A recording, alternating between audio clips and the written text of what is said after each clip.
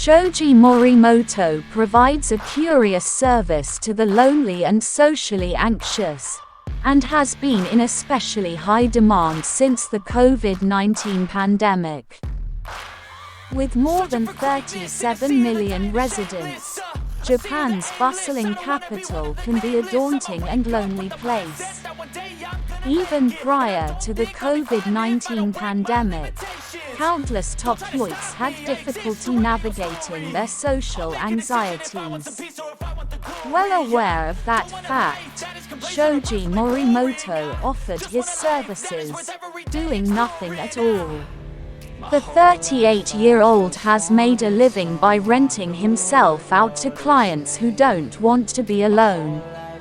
Known as Rental-san, Morimoto charges 10,000 yen, or $85 per session.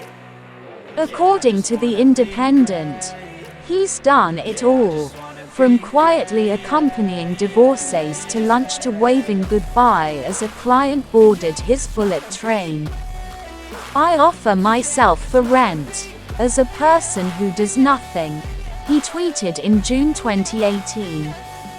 Is it difficult for you to enter a shop on your own? Are you missing a player on your team? Do you need someone to keep a place for you? I can't do anything except easy things. While Morimoto initially offered his services for free, he's since completed more than 4,000 paid requests. A husband and father, he maintains a dual-income household and raises his son, while his endearing social media presence has made him a national sensation and even inspired books and a television series. While his work might suggest otherwise, Morimoto isn't a slouch. With a postgraduate degree in physics from Osaka University, he tried long and hard to build a traditional career before his newfound job took over. After being constantly told that he lacked initiative, however, he realized that doing nothing could be a skill. "I was often told that I wasn't doing enough, or that I wasn't doing anything, so this became a complex for me," he said. "I decided to take advantage of this and make it into a business." According to the Washington Post, the self-made gig suits Morimoto rather well. Fairly introverted and quiet when he isn't working, being paid to listen or accompany strangers on errands is both easy and rewarding. In his signature blue baseball cap and a hoodie, he joins 1 to 2 clients per day, and learns a lot. "I think when people are feeling vulnerable or are in their intimate moments, they become more sensitive toward people that are close to them, like how they will be perceived, or the kind of actions they will take for them," said Morimoto.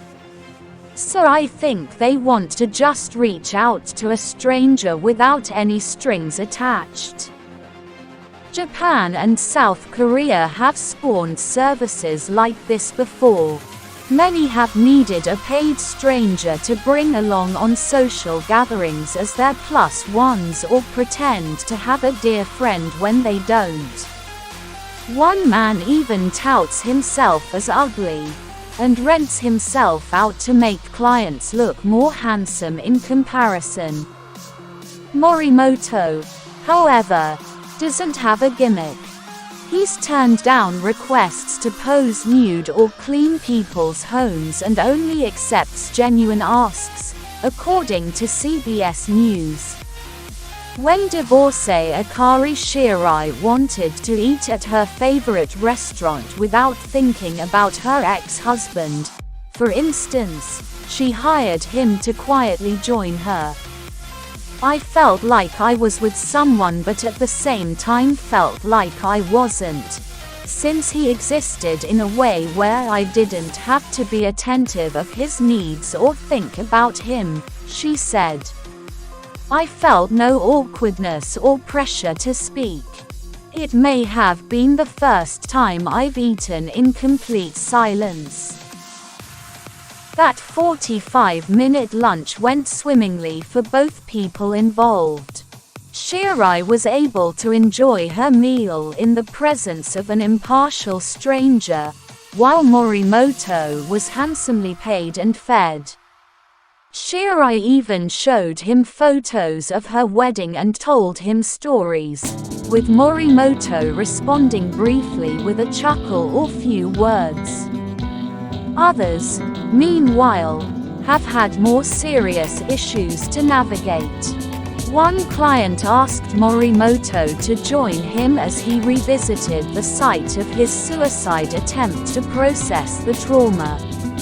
Another needed company during hemorrhoid surgery consultation, while another needed someone to listen about a murder they had witnessed. Even if people look normal and fine on the surface, they often have shocking pasts or secrets, or impossible problems, he said. People who come to me with crazy problems, they're usually not people who look like they're suffering. Everyone, even the ones that seem well, all have their own sets of problems and secrets.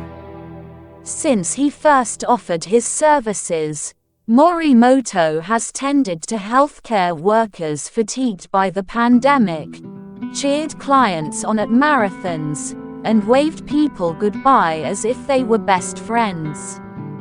Rather than judge clients for the perceived weaknesses, he lends them company, and learns something new every day.